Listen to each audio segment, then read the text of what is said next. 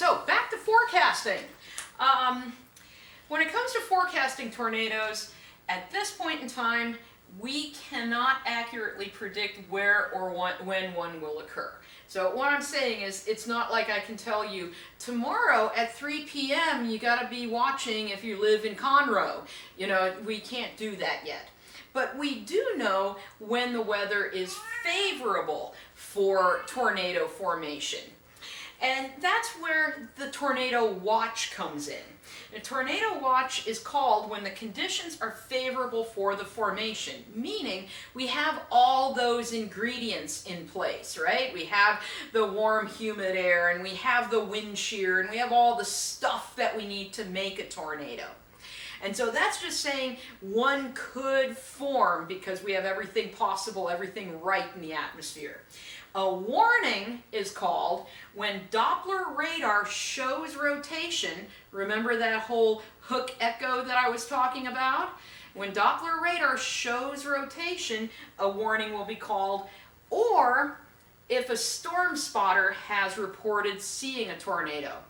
And in fact, you guys could take the storm spotter class. They actually offer classes in that, and you'll get certified to be a storm spotter. So if you did at any time actually see a tornado, you could call it in and a tornado warning would be called. Unfortunately, I don't know when the classes are offered, but I know here in Houston they do usually offer a class at least about once a year. All right, so what about that Doppler radar indicating things? Well, this is some actual real-life radar, and this is that hook echo that I was talking about earlier, right? Where the tornado is sitting right in there. This storm is headed in that direction. And this is the radar reflectivity, where the colors are related basically to your precipitation types. And so your lighter rain is going to be in these colors, heavier rain and hail over in your like reds and so. Now this other thing that we're looking at, this is the Doppler radar velocities. What this is showing is the actual direction the precipitation is traveling in. And when you have a couplet like this of these two very different colors, that means the green is headed towards our radar installation, the red is headed away from the radar installation. And that's showing us that we have some very tight rotation in that location, and that indicates that there's a tornado located there. And so if meteorologists were to see these, they would end up calling a tornado warning. And again, this is simply showing that couplet of those two different colors right next to each other like that, showing that right there we have some tight tornadic rotation going on. Now, when we're measuring how bad tornadoes are, right? Every natural disaster we've gone over so far, we always have some kind of scale to measure just how bad it was. With tornadoes, we use the enhanced Fujita scale. This is named for a meteorologist named Fujita, who did a lot of studies of tornadoes in really the 70s and 80s. And so the way we measure this is it's based on estimated wind speeds and also the related damage that is caused. And so if we get the wind speeds, we can kind of estimate that off some of our modern Doppler radar and so. And then the damage is surveyed by meteorologists who go on the ground after the tornado has occurred. And they're going to go through whatever town has been hit, and they're going to look at damage indicators and the degrees of damage caused. So, for example, these are some of the damage indicators they might look at. They might look at a small barn or farm-out buildings. They might look at a motel or a strip mall or an automobile showroom or a hospital or government office, something like that, because each of those has different characteristics, and so it will react differently in a tornado. And then once they find that damage indicator, they'll look at the how much damage is caused to that.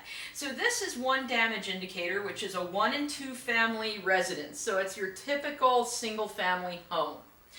And this is a description of the destruction that's done, and then the degree of damage, it'll say threshold of visible damage, loss of roof, broken glass, and you just basically see how badly damaged that house is, and depending on how badly damaged it is, it gives us a good estimate of how strong the winds were, and thus how strong the tornado was. And so our enhanced Fujita scale, you'll see that it goes from EF0 to EF5. Winds in an EF0 tornado are about 65 to 85 miles per hour, and an EF5 are over 200 miles per hour. And this gives you the idea of the sort of damage you would expect with these. So the EF0 is going to cause damage, but it's going to be things like losing shingles on the roof, maybe some of the gutters, some of the siding of a house being broken, maybe some trees tipped over. The EF5, incredible damage. Entire houses swept away, even concrete and steel are severely damaged, and then all the other tornadoes are something in between. Just make sure on the test you don't call it the enhanced Fujita scale. I know we all might be hungry right now, but no, not the Fujita scale, Fujita. This was a minor tornado that hit my neighborhood many years ago, but you can still see some of the damage caused by that. That is a piece of wood driven into the side of the house there. And you're not usually supposed to be able to see through a garage. You can see damage to the garage and the garage structure behind it. And then there is debris caught in the trees as well. Now, this was not a serious tornado, but it did still cause some damage to those homes.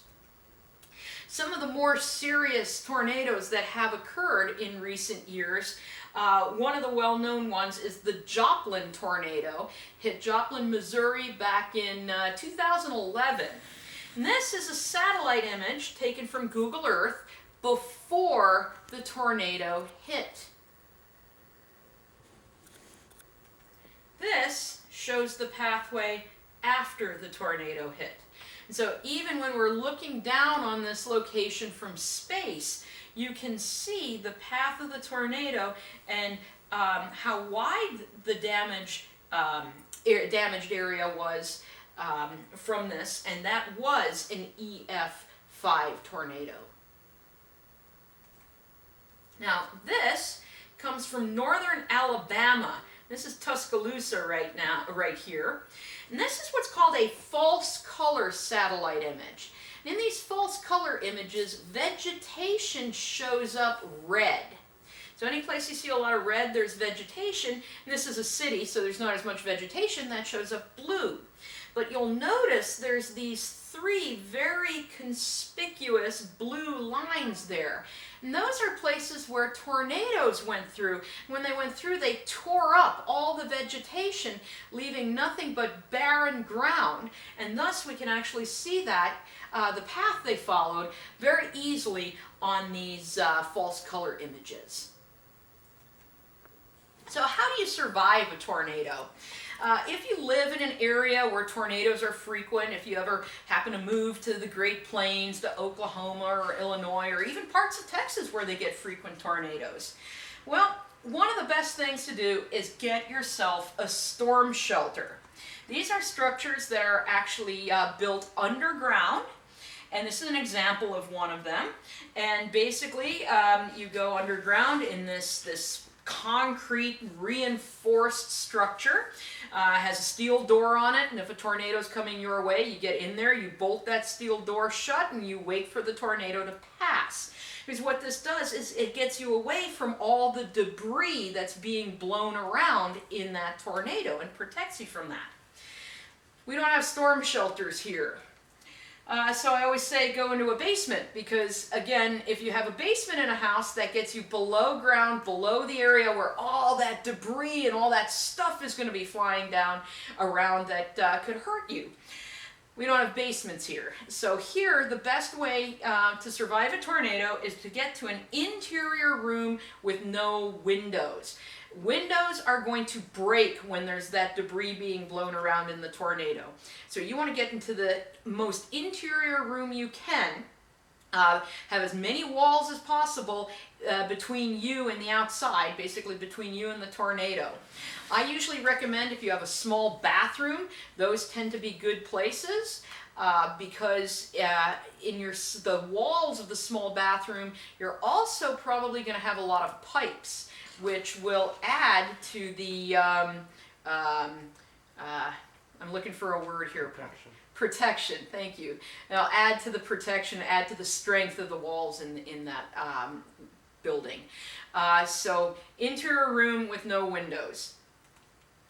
And if a tornado's coming, let's hope that you work for these people because they do have a tornado shelter, but it's for the staff only. So all of you customers, you're out of luck.